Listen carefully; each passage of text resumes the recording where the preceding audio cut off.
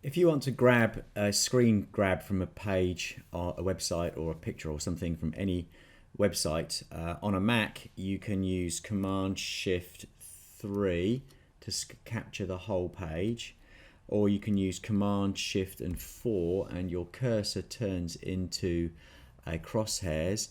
And this same shortcut works with a Chromebook. You need to use Control Shift and the Windows key, and you click and drag over the area that you want to capture. In this case, we're going to capture the schedule, and that will be saved to your downloads or your desktop.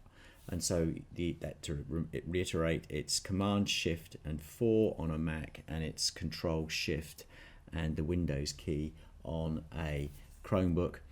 And on a PC, you need to use the snipping tool to do the same thing. So in the toolbar, just click on the search icon and search for snip, and you will find the snipping tool.